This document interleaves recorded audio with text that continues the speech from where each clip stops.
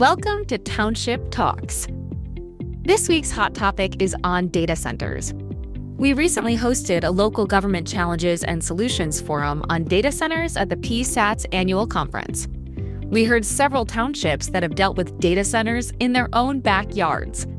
This forum was also highlighted in the June edition of the Township news magazine. You can read that article at the link in the description of this video. If you find value in this video and the magazine article, subscribe to the Township news magazine at psats.org for only $39 a year. The articles and columns showcase how Pennsylvania's townships provide exceptional quality of life for residents, all while keeping taxes affordable. Now, let's take an inside look at the Data Center Forum.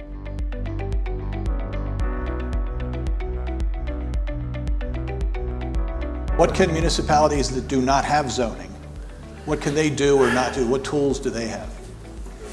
When you don't have zoning, and I know I've said this several times, you basically open the door. You have nothing in control. You have no regulatory control. There's going to be something in your planning commission as far as the land development that you may be able to put some stipulation, but without zoning, your land use, you can't tell them they can't put it there.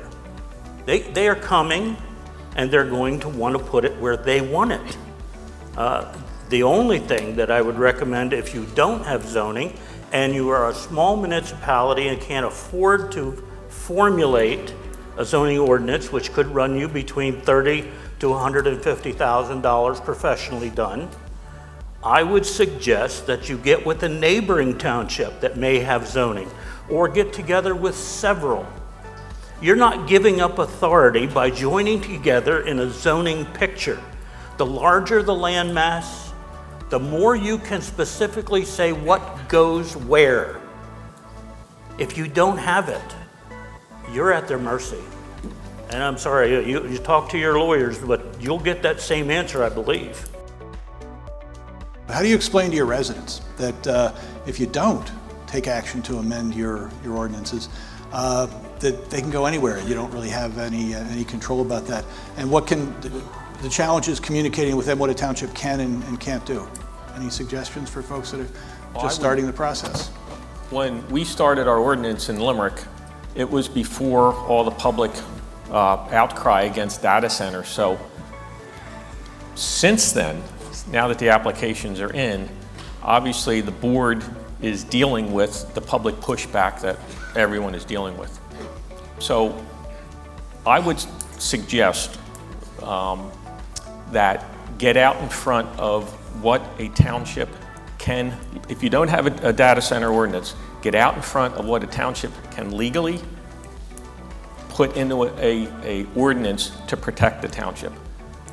We believe that at the time, 2 years ago when we did it, we protected the township greatly because we pulled out data centers from a lot of areas where they could have been, where we didn't want them, and now we have them where we want them.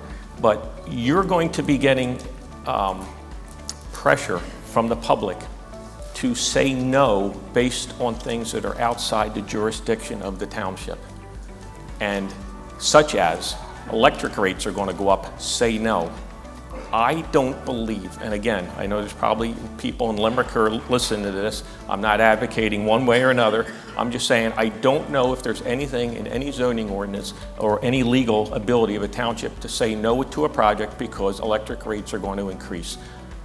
So get out in front, educate your public before you get an application, because right now, Limerick is somewhat limited on what we can communicate with the public because of the impartiality that the board has to maintain now that we're in a conditional use application. Since he opened the door on taxes, I think it's important to understand the data center developers have proposed an unbelievable tax revenue position. In looking at that and analyzing it, it isn't there. If they are proposing to you something that you believe to be abnormal, find out what they used as their baseline data. If they use the Loudoun County structure, it's not going to be applicable in your community because they're taxing all of the contents of those buildings, all of that structure of the building, and our tax bases don't apply in the same fashion. So I did an example. I took one building that is being proposed, I took the current tax rate, the current size of the building, and found X dollars. If they redid that same building, which is their proposal, there would be no change. The dollar value would increase from the current market value to their construction value is almost equivalent. If you assume the same tax structure, it's going to be the same dollars. So there's absolutely no increase whatsoever in the tax revenue based upon that one building. I then looked at a conceptual building, or an actual building that they have now that's a data center. Guess what? The tax dollars aren't there. It's no different than the office building that's right next door. So beware of people coming with deep pockets or big bags of gold, because it doesn't appear to be there in the first cut. Maybe they'll show us something later, but right now it's not there. It sounds like there's maybe some challenges with communication to the public. So what types of public engagement is taking place during the enactment of these ordinances? One thing that we just requested from one of our developers, the one that came in that Bill had mentioned, the 11 data centers, is we are requesting that they hold their own town hall, meet with the public separate from our public meeting, and they've agreed to do that. The meeting hasn't been scheduled yet. We had a planning commission meeting scheduled for tomorrow, postpone that until the developer calls his own town hall and answers the questions directly. They know more of the answers than we do. So when supervisors are asked questions, we usually have to go to a source, find out all the information, do our due diligence, and then report back. So we're eliminating that middleman process and having the developer do their own town hall. But the one thing I will say that it hasn't come up yet is that we're working on a community benefits agreement with our developer. Which is, I think, going to be very beneficial for the township. Has nothing to do with taxes. Again, they're permitted by right in our township, but we're asking them to do things for the township, build a new park, maybe a new police station. They're going to give us seed money for a land preservation program, and we're hoping this community benefits agreement will be somewhere in the range of $5 to $10 million for the township. I didn't see any signs here that said no data center. I haven't seen that sign since I left home. Saw plenty of them there, didn't you? Huh? Saw plenty of them there.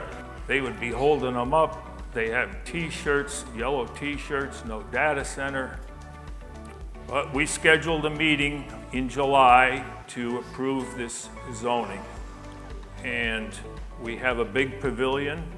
It was summertime, it was warm. There was probably 300 people in the pavilion and 200 people outside.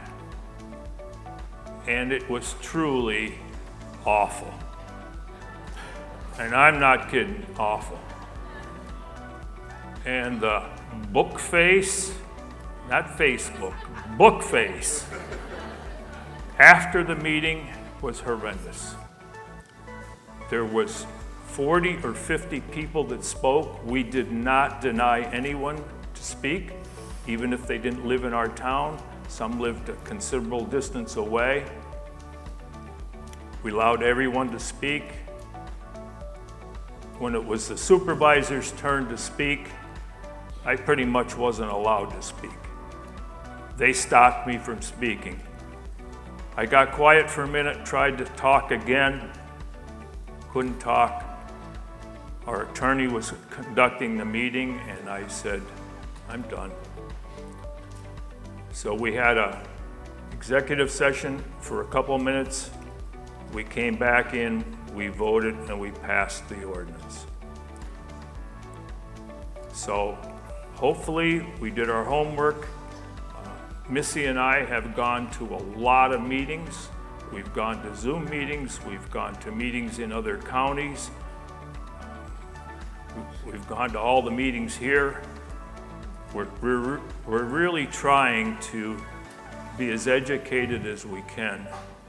And if you don't have a zoning ordinance, as they said before, you need to put one in place. If you like what you're seeing, subscribe to PSATS YouTube channel. Hit the bell button for notifications, follow our Facebook page, and head over to PSATS.org for more content from the Township Video Network.